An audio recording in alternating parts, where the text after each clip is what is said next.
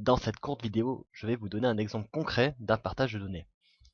Pour cet exemple, j'ai ici deux classeurs Excel différents ouverts dans deux versions d'Excel différentes.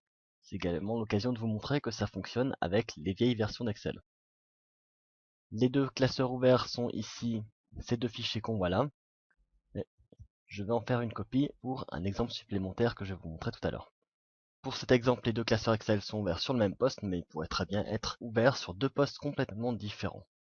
Ces deux classeurs ont en commun une feuille partagée, et je vais tout de suite vous montrer ce qui se passe lorsque je modifie l'une de ces feuilles.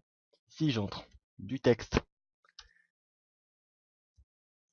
sur une feuille, vous allez voir les modifications apparaître sur la seconde.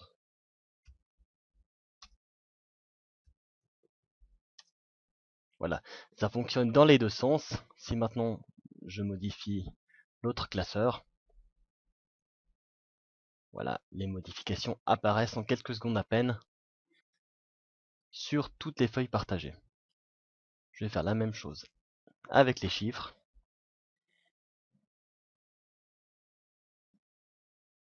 Je vais ajouter une fonction.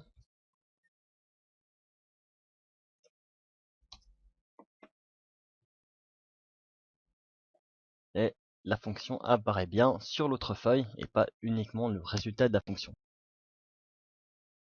Donc cette solution est très simple à utiliser. Maintenant, si d'autres utilisateurs n'ont pas le classeur Excel ouvert au moment des modifications, bien je vais vous montrer ce qui se passe avec la copie que j'ai faite tout au début de la vidéo. Je vais ouvrir l'autre classeur et le voici.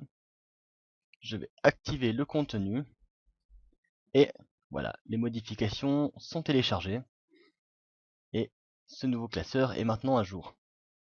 Pour vérifier si ça fonctionne, je vais simplement ajouter des données et vous pouvez voir que ça s'est mis à jour sur les deux autres classeurs. Vous pouvez donc sans problème partager une feuille avec un grand nombre d'utilisateurs.